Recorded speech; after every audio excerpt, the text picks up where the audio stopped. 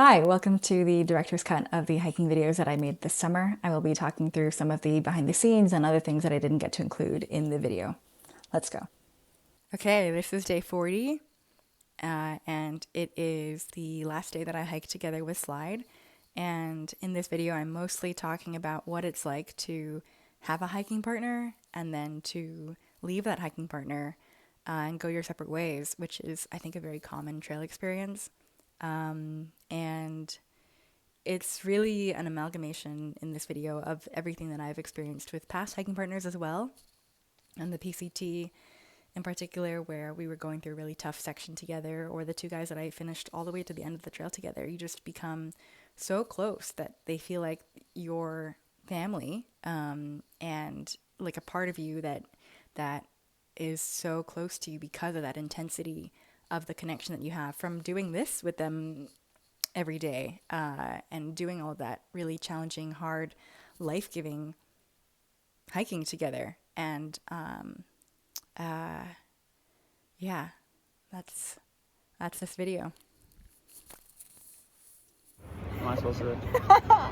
You say today is day 40 of hiking the Continental Divide Trail and Great Divide Trail combined.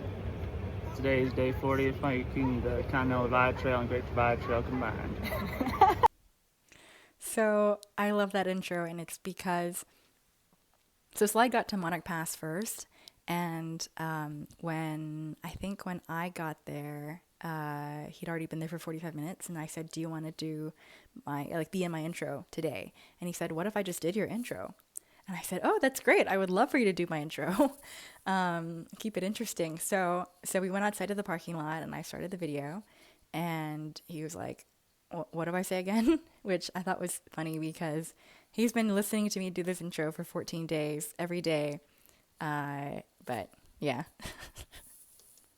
I knew this day was coming, but it's still sad. This was my last morning hiking with Slide. I cut him loose south of Monarch Pass, and now we're each hiking our own hikes. He's a big objective and a tight timeline, and we're through the worst of the CDT and snow, we think, so it's time for him to crank out bigger miles. That last clip was the very first time I ever met Slide in New Mexico. And I remember taking that clip because I thought, oh wow, like I want to include this person that I just ran into, the only person who has really passed me so far on this trail. And little did I know that I would get to know this person so well in the course of the next 2 weeks. He plans to finish the CDT a month before I will, and he needs to get going. We've spent 2 weeks hiking together through the San Juans. It's always hard to say goodbye to a hiking partner, especially when you've been through a tough, remote section with them. You depend on each other. Oh man, I'm getting a little emotional watching these because, like, just thinking about all of those memories that we shared together and all the hard terrain that we did together and, like, how we had to lean on each other.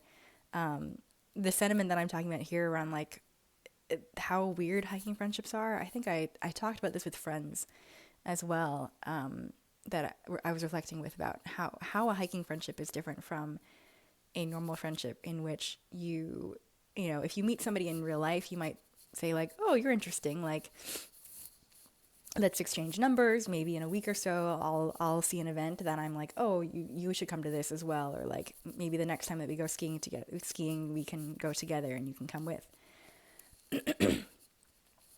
I think what I'm trying to express here is this idea that hiking friendships are so different and so much more intense than a normal friendship in real life. So for example, if you meet somebody in real life, you might exchange numbers, go back to your own houses, and then like maybe in a week or so you might say like, oh, I'm going to this event that you might like as well, do you want to come? And so you build this connection very slowly over time, versus a hiking friendship, you might say like, are you going to camp here? And then they're like, yeah, I'm going to camp here too. And so then you both end up camping together. Then the next morning you're like, are you going to start around this time? And then you end up hiking together, and then you do everything together. All of your meals you take together, you're walking together for hours and hours. Like, it really is a different level of kind of the amount of time and the amount of quality time that you spend with that person, and the amount of decision making that you have to go through together when it's a really tough terrain situation like these. So yeah, there's really an intensity about that connection that is unique to a hiking friendship, a through hiking friendship. Hiking friendships are weird. Once you meet someone, you might never leave them until they're gone. You camp with them, you start and end your day with them, you have every meal with them. You may have to get very comfortable discussing bowel movements. You may have to support each other through extreme fear or frustration. You may not always hike in lockstep or be within earshot, but you're always aware of where they are. It's a commitment every day to keep making the same choices on trail. So I'm grateful for the time we had together when our timeline and priorities did line up. I couldn't have found a better. I'm getting emotional watching it because I like seeing all of those clips.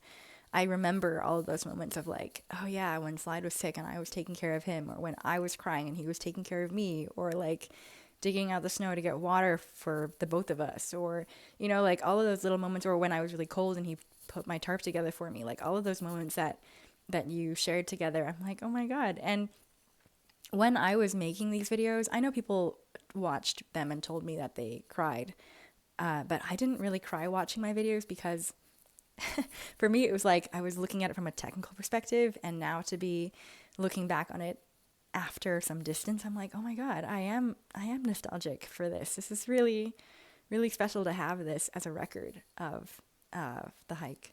Better hiking partner for the last 2 weeks. I couldn't have planned it better if I'd tried. Early on in our time together, I noticed that when I couldn't find Slide's track, I would just set my own track and end up finding we went the same way. When I told Slide this, he said, "Great minds think alike. You know, the Germans have a similar saying." I said, "2 idiots, 1 idea." He grinned.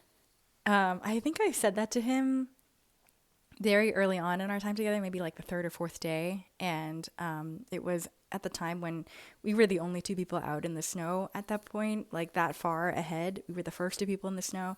And essentially what I was saying is like, nobody else is stupid enough to be out here doing what we're doing. This is just a sufferfest for 2 weeks.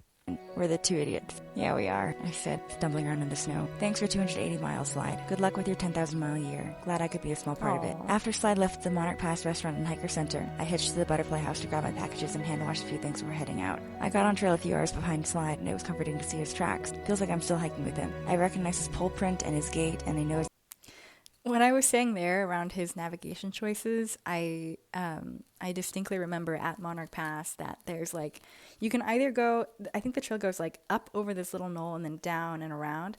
And I remember looking at it thinking like, okay, I know Slide is not going to do this up and down thing. He's going to look for a way around if there's a way that he can go without having to climb elevation. And I looked around the corner and I did see him. I saw his footprints and I felt like I was like, I'm so good. Like, I know this guy so well. After following his tracks for 12 hours a day for 14 days. Navigation choices, so I always find him. Out of habit, I keep expecting to see the flash of orange that is his sleeping pad strapped to his pack, or I'll crest a ridge and expect to see a glimpse of his hat as he waits for me, but he's definitely ahead now. I'm glad for him. See you tomorrow. Aw.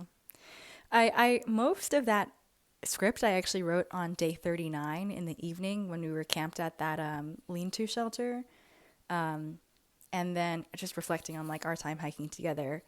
And then I think the last bit of that where I talked about like the flash of orange, etc. That's what I wrote about for the day itself.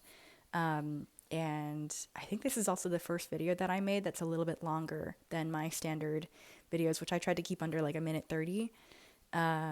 This one I think is closer to 2 minutes because I was like, I have so much to say. I really want to really properly capture like this feeling of hiking with somebody and then leaving them. And what I think was really interesting about the response that I got back to this video was most people who have done a through hike like this understood, and they were like, oh my God, like this is so true to my own experience of meeting somebody on trail and making friends with them and hiking with them and then becoming such good friends with them and then having to leave them for whatever reasons, like pace or whatever else.